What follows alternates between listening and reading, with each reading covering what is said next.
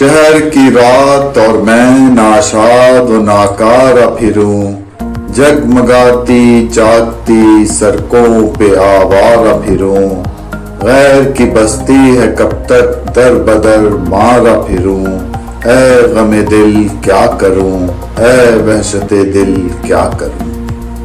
خوب پہچان لو اسرار ہوں میں، جن سے الفت کا طلبگار ہوں میں، عشق ہی عشق ہے دنیا میری، فتنہ عقل سے بیزار ہوں میں۔ ناظرین آداب، آپ سمجھ ہی گئے ہوں گے کہ آج ہم اردو شاعری کے کس نایاب ہیرے کی بات کرنے جا رہے ہیں۔ ترقی پسند اور انقلابی شاعر مجاز کی یوم پیدائش 19 اکتوبر 1911 کی ہے۔ شاعری اور ادب کی محفل میں جب کبھی بھی رومانیت اور انقلابیت بھری غزلوں اور نظموں کا ذکر آئے گا، تب اسرار الحق مجاز کا نام بھی ہر کسی کی زبان پر آئے گا۔ مجاز صرف اپنے دور میں ہی نہیں بلکہ آج بھی عوام کی محبوب ترین اور مقبول شاعروں میں سے ایک ہیں۔ دل نواز شخصیت کے مالک مجاز دلکش آواز اور اپنے انداز بیاں کے لیے بھی کافی مقبول ہوا کرتے تھے۔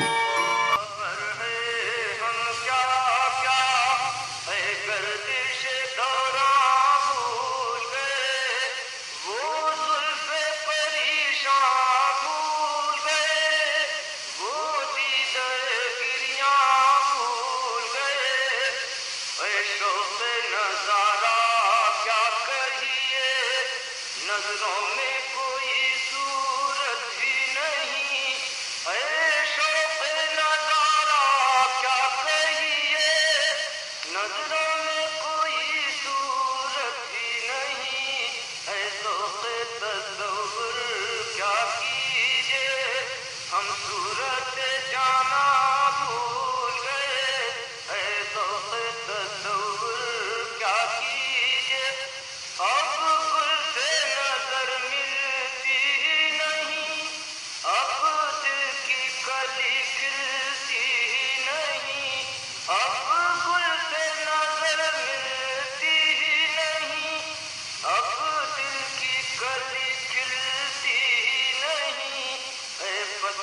بہاراں رخصت ہو، ہم لطف بہاراں بھول گئے، اے فصل بہاراں رخصت ہو، ہم لطف بہاراں بھول گئے، سب کا تو مداوا کر ڈالا، اپنا ہی مداوا کر نہ سکے، سب کے تو گریباں اپنا ہی گریباں بھول گئے، یہ اپنی وفا کا عالم ہے، اب ان کی جفا کو کیا کہیے، ایک نشتر زہرا کی رکھ کر نسی کے رکھے جاں بھول گئے۔ فراق ہوں اور نہ جوش ہوں میں، مجاز ہوں سرفروش ہوں میں۔ مجاز کی پیدائش یوں تو لکھنؤ کے قصبے رودولی میں ہوئی تھی۔ شروعاتی تعلیم لکھنؤ میں لینے کے بعد آگرہ کے سینٹ جانز کالج میں داخلہ لیا اور اس کے بعد علی گڑھ سے ان کی زندگی کے سب سے سنہرے دنوں کی شروعات ہوئی۔ لیکن شہر لکھنؤ سے بھی مجاز نے بے پناہ محبت کی۔ لکھنؤ کی آب و ہوا میں بکھری ہوئی ہیں مجاز کے اشعار کی خوشبو فضاؤں میں۔ فردوس حسن و عشق ہے دامان لکھنؤ، آنکھوں میں بس رہے ہیں غزالان لکھنؤ۔ شاعر فانی بدایونی، میکش اکبر آبادی، معین حسن جذبی اور آل احمد سرور جیسے نامور اور قدور شاعر ان کے دوست احباب میں گنے جاتے تھے۔ کہا جاتا ہے کہ فانی بدایونی نے ہی ان کو مجاز کا تخلص دیا۔ مجاز کی شاعری کی مقبولیت آگرہ، علی گڑھ اور دلی سے بڑھتے ہوئے پورے ہندوستان کی زینت بنی۔ 1936 میں علی گڑھ مسلم یونیورسٹی سے مجاز نے اپنا گریجویشن مکمل کیا۔ یہی وہ دور تھا جب ترقی پسند شاعری اپنے انقلابی دور سے گزر رہی تھی۔ 1938 میں ان کا پہلا دیوان آہنگ پبلش ہوا۔ علی گڑھ شہر میں مجاز کی شاعری اپنے عروج پر پہنچی اور خوب پروان چڑھی۔ یونیورسٹی کی میگزین علی گڑھ کے وہ ایڈیٹر بھی بنے اور ترقی پسند شاعری کے مد نظر مجاز کی میگزین نیا ادب نے بھی خاصی مقبولیت حاصل کی۔ مشہور ناول نگار عصمت چغتائی اپنی کتاب میں لکھتی ہیں کہ لڑکیاں مجاز کی غزل کو اپنے تکیے کے نیچے رکھ کر سویا کرتی تھیں، قیاس لگایا کرتی تھیں کہ مجاز کس سے شادی کریں گے۔ ایک دفعہ عصمت چغتائی نے ان سے ذکر کیا کہ مجاز لڑکیاں آپ سے محبت کرتی ہیں۔ مجاز نے طنزیہ لہجے میں کہا، اور شادی پیسے والوں سے کرتی ہیں۔ آج بھی علی گڑھ یونیورسٹی کا ترانہ لوگوں کے دلوں پر راج کرتا ہے، اور وہ ترانہ مجاز نے لکھا ہے۔ میرا چمن ہے میرا چمن، میں اپنے چمن کا بلبل ہوں، سرشار نگاہیں نرگس ہوں، آبستہ سوئے سنبل ہوں، جو تاک حرم میں روشن ہے وہ شمع یہاں بھی جلتی ہے، اس دشت کے گوشے گوشے سے ایک جوہ حیات ابلتی ہے،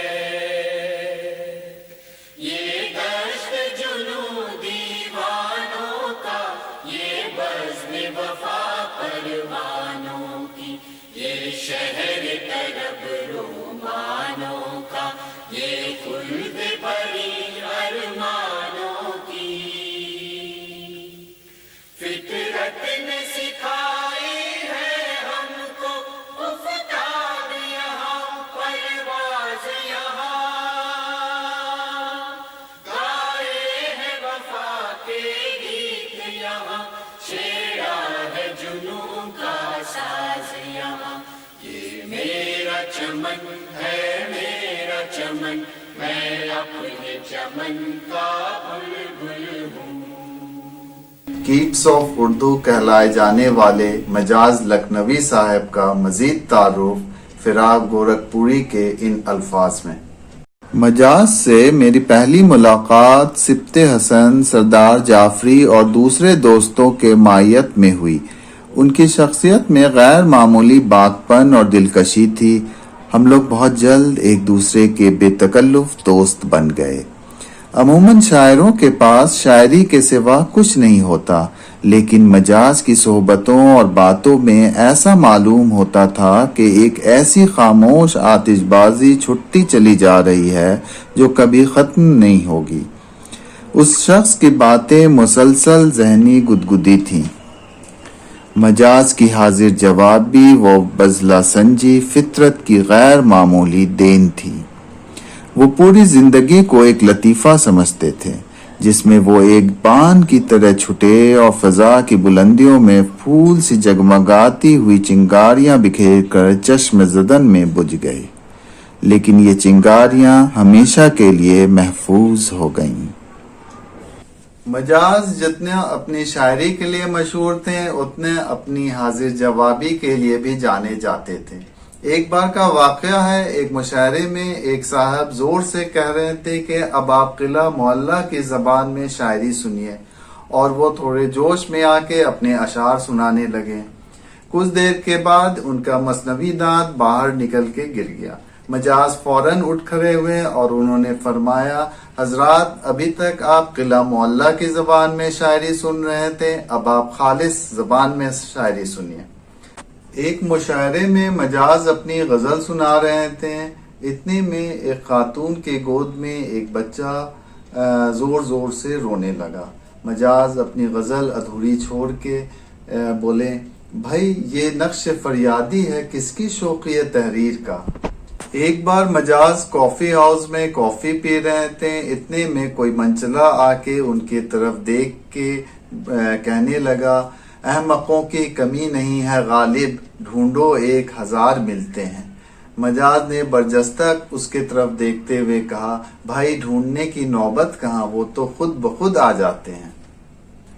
ایک بار ایک ادیب نے مجاز سے کہا کہ آج کل آپ کے لطیفے زیادہ مشہور ہو رہے ہیں۔ مجاز نے کہا، اس میں گھبرانے کی کیا بات ہے؟ انہوں نے کہا، تب تو مشاعرے میں لوگ شاعری کی جگہ آپ سے لطیفے کی فرمائش کریں گے۔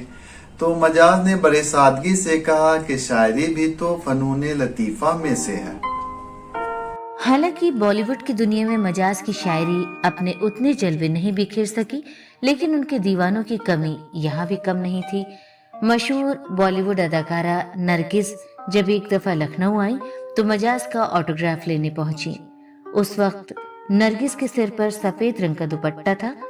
ان کی ڈائری پر آٹوگراف دیتے ہوئے مجاز نے یہ شعر لکھ دیا جو بعد میں بہت مقبول ہوا۔ تیرے ماتھے پہ یہ آنچل بہت ہی خوب ہے، لیکن تو اس آنچل سے ایک پرچم بنا لیتی تو اچھا تھا۔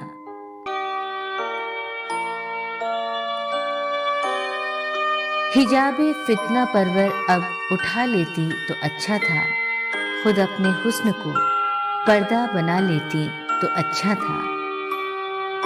تیری نیچی نظر خود تیری عصمت کی محافظ ہے، تو اس نشتر کی تیزی آزما لیتی تو اچھا تھا۔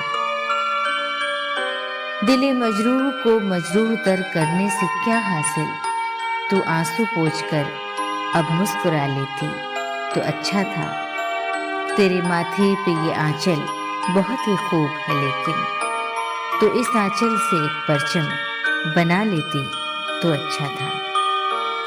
مجاز علی گڑھ مسلم یونیورسٹی میں پڑھائی کے دوران ہی کافی مشہور ہو گئے تھے۔ ان کی غزلیں اور نظمیں علی گڑھ مسلم یونیورسٹی کے گرلز ہاسٹل میں کافی پاپولر تھیں۔ جب بھی کوئی نئی غزل یا نظم آتی، اس کے لیے لڑکیوں کے بیچ میں لاٹری نکلتی تھی کہ کون پہلے پڑھے گا۔ پڑھائی ختم کرنے کے بعد مجاز کو آل انڈیا ریڈیو میں ملازمت ملی اور مجاز دلی آ گئے۔ دلی میں ہی ان کا ایک عشق ہوا، لیکن افسوس وہ عشق ناکام رہا۔ مجاز کو دلی میں آل انڈیا ریڈیو کی ایک نئی میگزین آواز میں سب ایڈیٹر کی نوکری مل گئی، جو کہ انہیں راز نہیں آئی۔ تب مجاز کے دل سے یہ آواز نکلی، رخصت اے دلی تیری محفل سے اب جاتا ہوں میں، نوگاہ ہر جاتا ہوں میں، نالا بلب جاتا ہوں میں۔ اس وقت یہ عزم تھا پھر تیری بزم میں لوٹ آؤں گا میں اور بانداز دیگر آؤں گا۔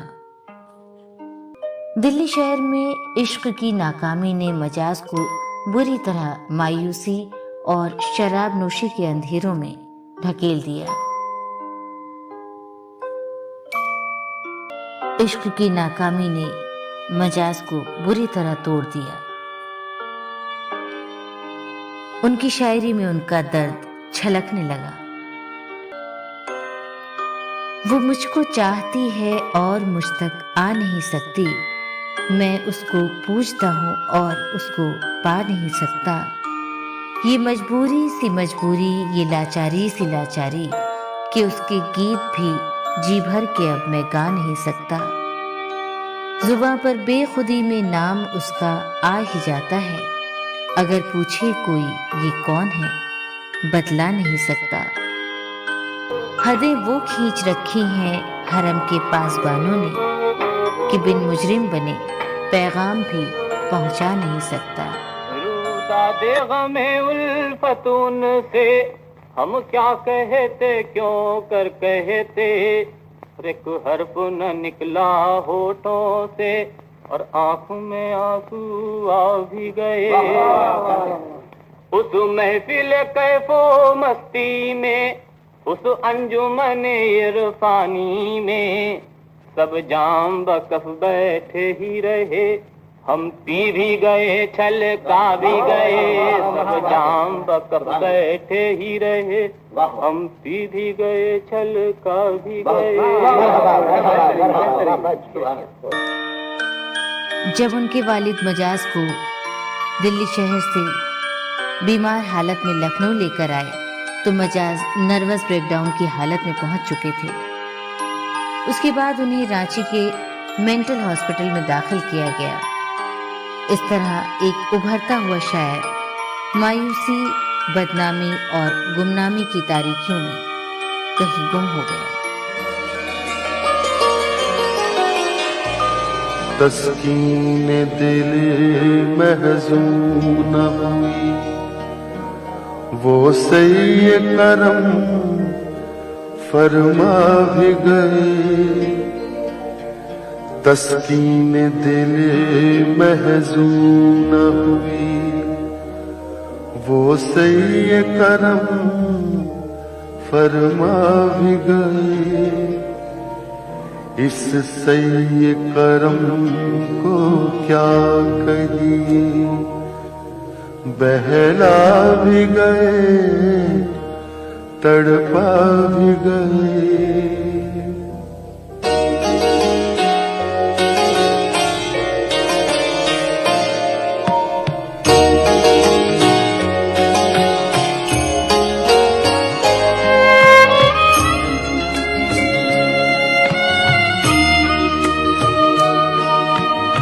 ہم عرض وفا بھی کر نہ سکے کچھ کہہ نہ سکے کچھ سن نہ سکے. ہم عرض وفا بھی کر نہ سکے کچھ کہہ نہ سکے کچھ سن نہ سکے. یا ہم نے زبان ہی کھولی تھی آنکھ جھکی شرما بھی گئے. یا ہم نے زبان ہی کھولی تھی آنکھ جھکی شرما بھی گئے.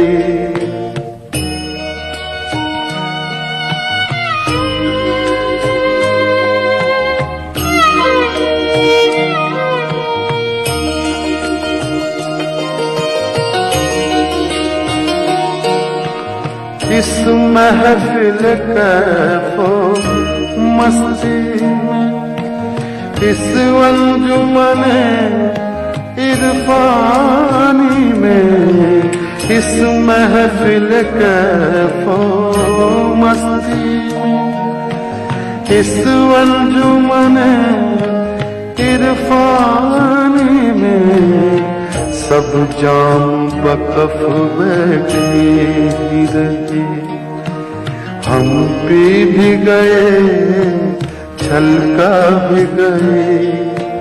سب جام بکف بیٹھے ہی رہے ہم پی بھی گئے چھلکا بھی گئے.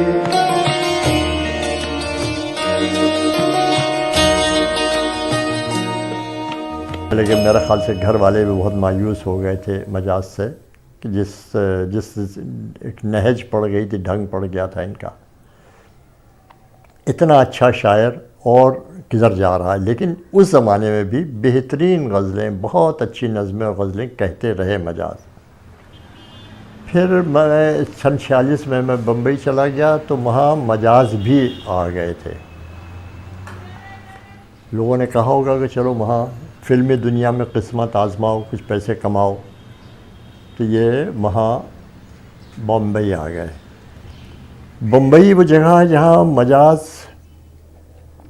بہت بری طریقے سے بیمار ہوئے. یعنی سر سے پیر تک آبلہ چھالے پڑے ہوئے تھے، پیپ بہتی تھی، خون نکلتا تھا. ایک شخص تھا، صرف ایک شخص، پرانے دوست منیش سکسینہ، جس نے اس طرح ان کی خدمت کی ہے، ایسی تیمارداری کی ہے کہ میرے خیال سے مشکل سے ملے گا کہ کسی دوست نے کسی دوست کی اس طرح تیمارداری کی ہو جس طرح منیش نے مجاز کی.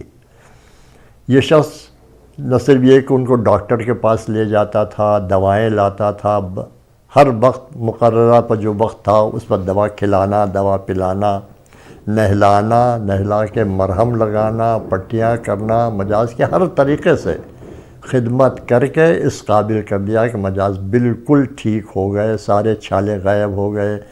لکھنؤ واپس آ گئے، لکھنؤ واپس چلے گئے. اس کے بعد ظاہر ہماری بھی ملاقات نہیں ہوئی مجاز سے، بمبئی میں تو ہوتی رہتی تھی. پھر ملاقات نہیں ہوئی تو ایک دفعہ لکھنؤ یونیورسٹی میں میری چھوٹی بہن وہاں پڑھتی تھی، تو وہ اردو کی وہاں کے یونین کی بڑی لیڈر ہو گئی، اور انہوں نے اردو کے کانفرنس کی وہاں پر، بہت بڑی کانفرنس کی. اس میں کے ایم منشی جو گورنر تھے وہ بھی انہوں نے پریسائڈ کیا. بڑے بڑے عجیب، عصمت چغتائی، کرشن چندر اور سردار جعفری اور مجاز اور یہ لوگ سب پہنچ گئے اس کانفرنس میں.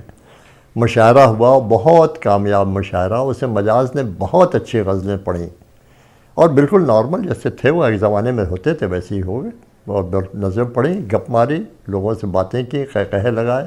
اس کے بعد چلے گئے، شام ہوئی اور وہ چلے گئے. پھر دوسرے دن خبر آئی کہ مجاز کے تو اٹیک ہو گیا، فالج ہو گیا. اور وہ کیا معلوم ہوا کہ وہ شام کو نکلے وہاں سے کانفرنس سے.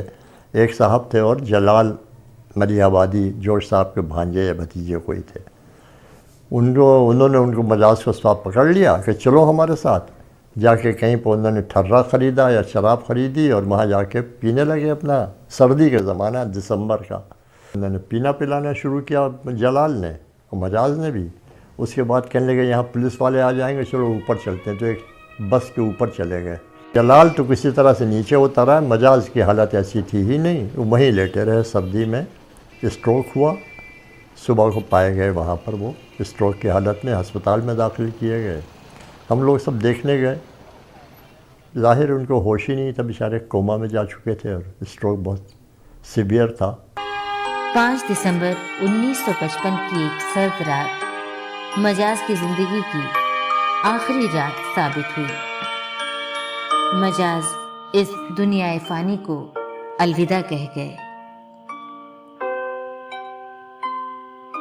زندگی ساز دے رہی ہے مجھے، سحر و اعجاز دے رہی ہے مجھے، اور بہت دور آسمانوں سے موت آواز دے رہی ہے مجھے. آج مجاز کی قبر لکھنؤ کی خاموشی میں خستہ حال، اداس مگر بے قرار، جیسے کسی کا انتظار کرتی ہوئی، کہیں کونے میں سمٹ کے ٹھہری ہوئی ہے. ان کی قبر پر ان کا یہ شعر لکھا ہوا ہے: اب اس کے بعد صبح ہے اور صبح نو مجاز، ہم پر ہے ختم شام غریبان لکھنؤ. مجاز کی ایک اور غزل آپ کو ابھی سنوائیں گے، لیکن اس سے قبل 2 اور غزلیں، 2 الگ انداز، 2 الگ رنگ اور 2 الگ آواز میں. کون رہتا ہے یہاں صدیاں بتانے کے لیے، کون رہتا ہے یہاں صدیاں بتانے کے لیے، سبھی آئے ہیں کچھ قرض چکانے کے لیے. جیو جی بھر نہ معلوم کب الوداع کہہ دیں، جیو جی بھر نہ معلوم کب الوداع کہہ دیں، یہ پل جو حاصل ہیں خوشی میں ڈوب جانے کے لیے. کون رہتا ہے یہاں صدیاں بتانے کے لیے، سبھی آئے ہیں کچھ قرض چکانے کے لیے. یہ گلے شکوے، یہ ملال، یہ آنسو، یہ گلے شکوے، یہ ملال، یہ آنسو، موتی سی زندگی ہے نہیں چلر پہ اڑانے کے لیے. کون رہتا ہے یہاں صدیاں بتانے کے لیے، سبھی آئے ہیں کچھ قرض چکانے کے لیے. تو سوچ کے جو باتیں پریشاں ہیں عمر بھر، تو سوچ کے جو باتیں پریشاں ہیں عمر بھر، زمانہ بیٹھا ہے انہیں 2 دن میں بھلانے کے لیے. کون رہتا ہے یہاں صدیاں بتانے کے لیے سبھی آئے ہیں کچھ قرض چکانے کے لیے. تو ہے میں ہوں زمیں آسماں بھی ہے, تو ہے میں ہوں زمیں آسماں بھی ہے, اور کیا چاہیے بتا گھر بسانے کے لیے. کون رہتا ہے یہاں صدیاں بتانے کے لیے سبھی آئے ہیں کچھ قرض چکانے کے لیے. اپنی تنہائیوں کا غرور توڑو ذرا, اپنی تنہائیوں کا غرور توڑو ذرا, کئی ہاتھ بڑھے ہیں ہاتھ ملانے کے لیے. کون رہتا ہے یہاں صدیاں بتانے کے لیے سبھی آئے ہیں کچھ قرض چکانے کے لیے. کتنی بھی شدت سے بناؤ یہ سانسوں کی مالا, کتنی بھی شدت سے بناؤ یہ سانسوں کی مالا, منزل اس کی ہے بس بکھر جانے کے لیے. کون رہتا ہے یہاں صدیاں بتانے کے لیے سبھی آئے ہیں کچھ قرض چکانے کے لیے. پیش ہے میری ایک غزل, ملاحظہ فرمائیں. نہ جانے آج کیا بات ہو گئی, نہ جانے آج کیا بات ہو گئی, باد صبا تھی اور ان سے ملاقات ہو گئی. نظروں میں پھر کچھ بات ہو گئی, بات ایسی چھری کہ بس رات ہو گئی. نہ جانے آج کیا بات ہو گئی. گلوں کو جو غرور تھا اپنے رنگ پہ, گلوں کو جو غرور تھا اپنے رنگ پہ, آج کسی کے رنگ عارض سے ان کی مات ہو گئی. نہ جانے آج کیا بات ہو گئی, باد صبا تھی اور ان سے ملاقات ہو گئی. حسن تجلی جگنوؤں کے ساتھ ہو گئی, حسن تجلی جگنوؤں کے ساتھ ہو گئی. آسماں میں بھی تاروں کی بارات ہو گئی. نہ جانے آج کیا بات ہو گئی, باد صبا تھی اور ان سے ملاقات ہو گئی. آنکھیں احساس سے شب برات میں نم تھیں, آنکھیں احساس سے شب برات میں نم تھیں. اور کیا خوب ہوا کہ بھری برسات ہو گئی, اور کیا خوب ہوا کہ بھری برسات ہو گئی. آنکھیں احساس سے شب برات میں نم تھیں, اور کیا خوب ہوا کہ بھری برسات ہو گئی. نہ جانے آج کیا بات ہو گئی, باد صبا تھی اور ان سے ملاقات ہو گئی.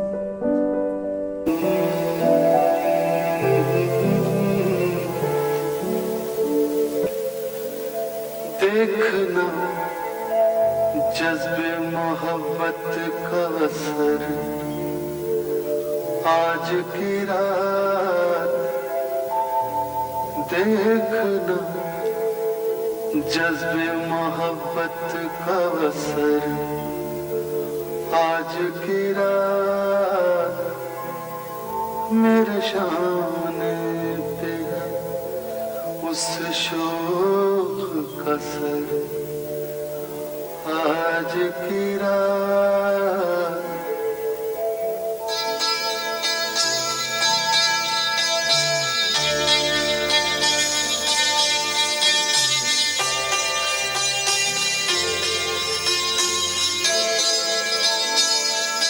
نور ہی نور ہے کس سمت اٹھاؤں آنکھیں, نور ہی نور ہے کس سمت اٹھاؤں آنکھیں. حسن ہی حسن ہے طاقت نظر, آج کی رات حسن ہی حسن ہے.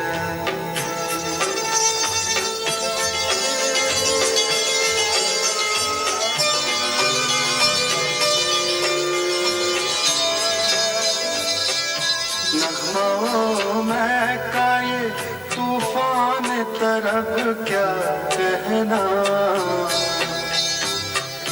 نغموں میں کا یہ طوفان तरफ क्या कहना, मेरा घर बन गया खयाम का घर आज की रात, मेरा घर बन गया खयाम का घर आज की रात। देखना जज्ब मोहब्बत का वसर आज की रात, मेरे शाने पे उस शोख का सर आज की रात। अब मेरे पास तुम आई हो तो क्या आई हो, मैंने माना कि तुम एक पैकरे रानाई हो, चमन दहर में रूहे चमन आराई हो, तलते महर व फिरदौस की बरनाई हो, बिनते महताब हो गर्दों से उतर आई हो। अब मेरे पास तुम आई हो तो क्या आई हो।